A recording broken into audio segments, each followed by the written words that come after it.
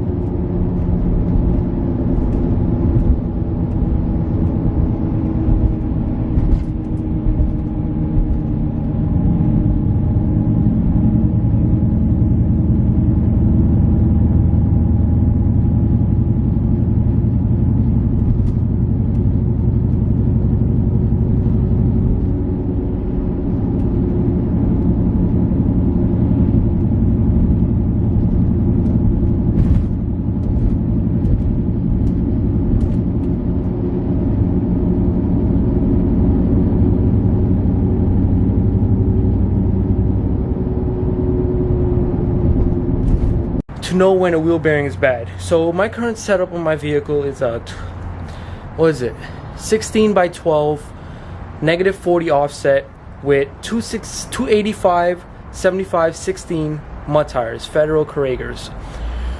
They're moderate to quiet tires. They shouldn't be as loud as they are right now. In this clip you will notice on why I was like, wait, there's something not right about my truck. It sounds like a wheel bearing. But it had no sensor lights on my dash or anything, so it gave me some warning signs until I actually jacked it up and checked it. So I'm going to show you guys right now how to check a wheel bearing if it's bad on a jack while the vehicle is lifted up. And also, while you're driving, you will see in this video that your steering wheel will go grrr, grrr, basically like you're having death wobble. But as on an independent suspension vehicle, it shouldn't have that wobble. So I was like, why is it doing that? My tires are balanced, they're correct air pressure and everything. They shouldn't be wobbling like that at 50 to 55. After 55 it goes away. So something told me. And also I've noticed that they sound like Nitto mud grapplers. If any of you ran Nitto mud grapplers, you should hear it sounds like a bulldog biting the floor, literally glang glang glang glang glang glang glang glang glang. Like I can't say it, but it's similar to what it's making in this clip that I showed you guys. So I'm gonna bring you guys down and show you what the wheel bearing is doing. I do not have any warning lights on the dash, nor is it like shifting to one side when you hit a bump or anything. It doesn't have any signs of a wheel bearing failure, but from previous experiences, the noise alone told me, hey, I have a wheel bearing issue. So let me show you guys this. Look how little play this is, right? I don't know if you guys can see that, but look. You hear it? Look. It's very little play, but still, it's a bad wheel bearing. And that should be changed, especially if you're running a setup like me. As you can tell, I have no spacers. It's all wheel. But my stance is pretty out there due to the fact of the offset I'm running. I don't want to take the chance and drive it and a wheel fall off on me. See, look. Very minimum play. So basically, in that clip I previously showed you guys, you'll see my steering wheel go brrrr, like death wobble. That explains to you, hey, I got a bad wheel bearing. And also the noise. Federal Corregers shouldn't be that loud. Alright guys, with no further ado, enjoy this video. Hopefully I helped. If not, and I made a little mistake, please in the description below let me know what I did wrong. Also, subscribe, share, and like if you enjoyed this video and if it was informative. Thank you guys in advance. Alright guys, so the next step is to actually get the wheel off.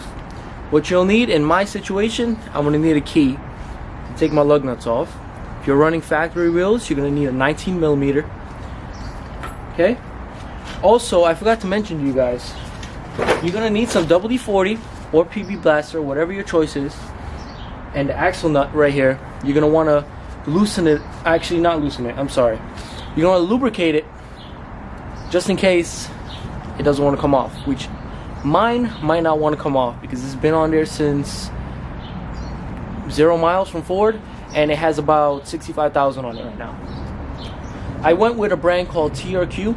It's the closest brand to Motorcraft. It's made by AM Auto, and I highly recommend this brand.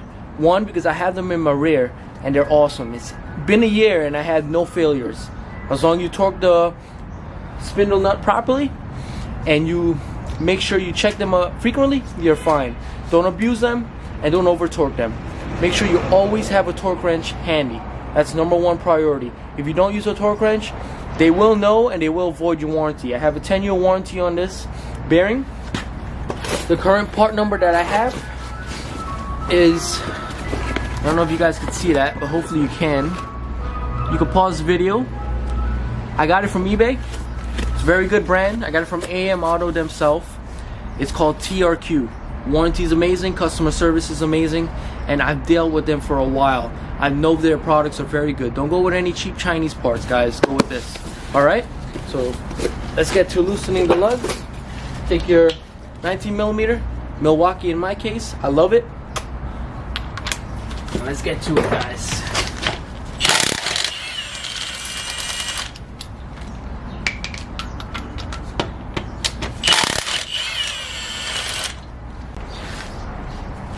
So now, the next step is to take a flathead screwdriver for ease sake, but the right way to do it is to use a C-clamp and compress the piston. The fastest way to do it is take a flathead screwdriver on top of your pad up here and the bottom, just evenly compress the piston back in. It should go in relatively easy.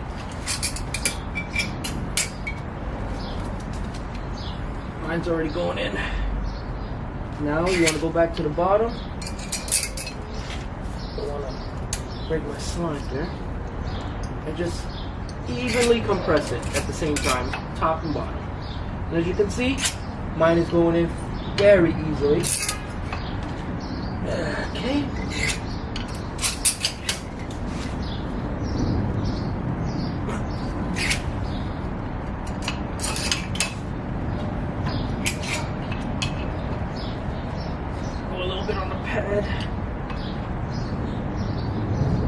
Alright, that should be good. Okay, you should be able to get it out. Now you're going to want to take a, what is this? 17mm. Continue to remove your caliper mounting bolt.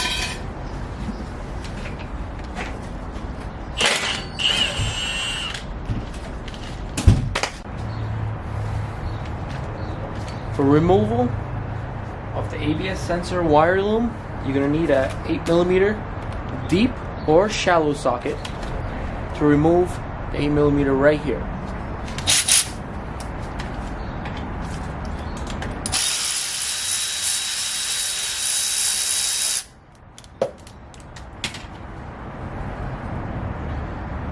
Once that's removed, not sure if the new one comes with it. You might want to save your actual ABS sensor wire loom folder. Now, remove it from the knuckle back here and slowly follow up ABS wire to where it goes. So when you go, you're gonna follow it all the way up. It goes above the tower and it goes right up here to your, close to the EGR. Now when you go here, your fuse panel is gonna be right here. That's your fuse panel. It's your brake cylinder. And then right below it, the EGR, and right there, in the same bracket as the EGR, your sensor is going to be right there. So you just take it out. So what you do, you just press down the tab and pull it out. Unfeed it.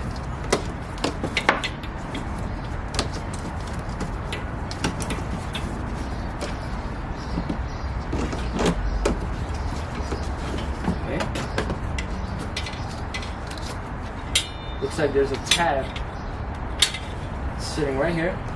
Possibly gonna need your flathead screwdriver. I'll pull this tab out.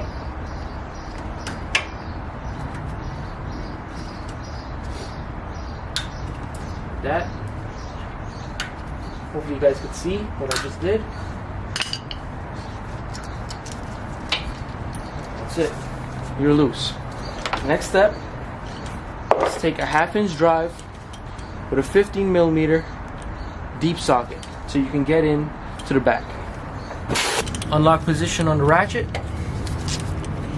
Make sure you use WD-40, guys. Like, you're probably gonna have to reuse that if the bearings don't come with new hardware. Very important to use penetrating oil. And just start ratcheting away. The reason why mine is so easy is because I actually broke it loose. I didn't want to be struggling and show you guys what to do. So make sure.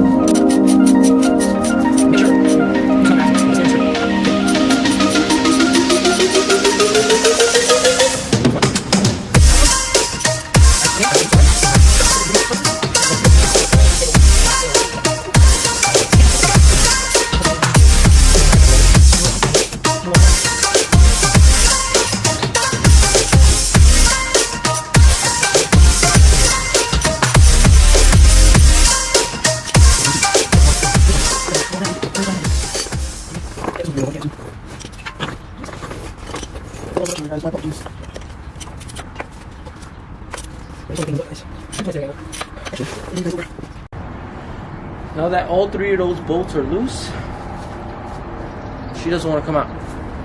So you're going to want to take your mallet again and go away.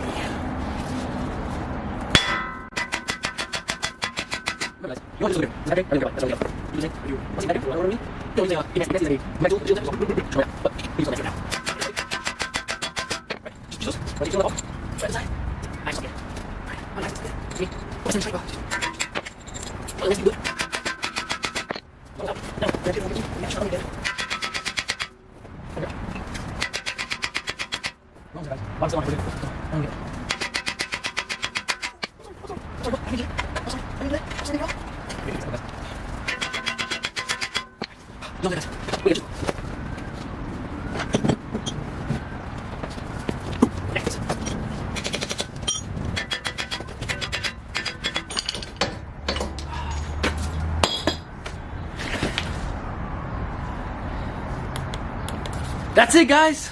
She's out. So now, as you can tell, the surface right here is super nasty. I highly recommend doing the next step that I'm about to show you, because if you don't, your new wheel bearing will fail due to the fact it's not going to mate evenly to the knuckle, and also the rust will cause that vibration. And yes, I'm out of breath. The poison goes through my head, trying to strike me down till I'm dead. Am I better off if I stop? Boy, they got me hot.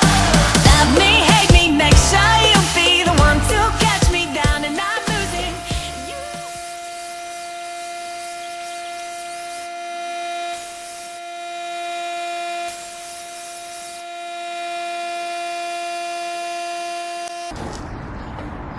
Line up your spindle.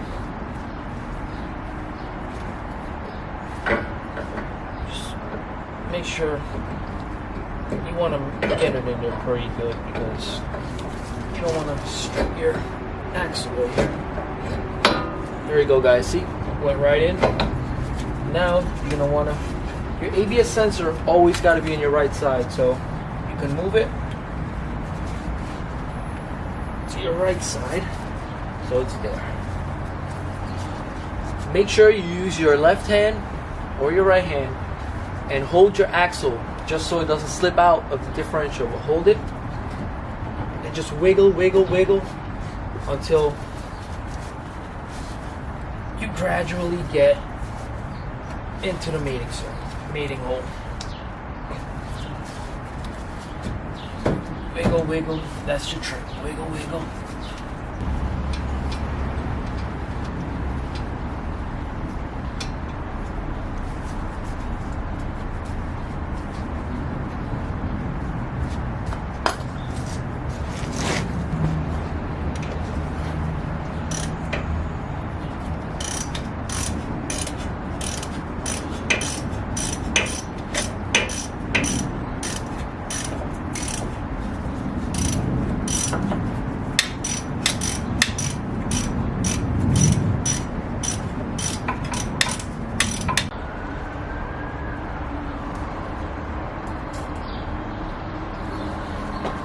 step, after you properly and evenly No matter how they torque try to down freeze me your, out, I'ma be right here blazing so amazing. See myself on fire.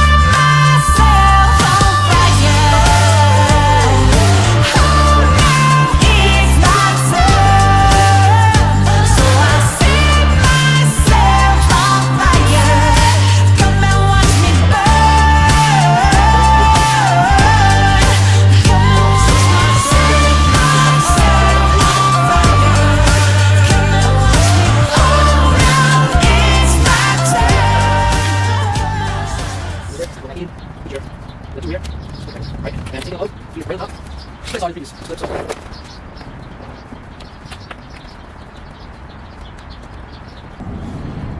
Alright guys, so as shown on the paper, it says 184 foot-pounds. Take a thread lock. Put a little strip right there. Like that. Alright? Now gradually start putting it in with my hand. You're gonna take your 32 millimeter, take your ratchet, and just get it started. Put it up to 92, and you go 92 plus 92, it makes 184. So you gotta go 1 click, 2 click, very slowly. Don't go kakang kakang, you know what I mean? So right now the brakes are set, so it's gonna be an accurate torque sequence. Put on your 32 millimeter. Then you're gonna want to put it onto the on position. Thank God for Snap-on, they make it dummy proof for us millenniums. So 92 foot-pounds 2 times, right? Until the click, right? That's 1 click, 2 click. That's it, guys. It's set at 184 foot-pounds. Just 2 clicks, you're good to go. Don't go any more than that, you will over torque it. 1 click 92, another click 92. It's 184 foot-pounds. No less, no more.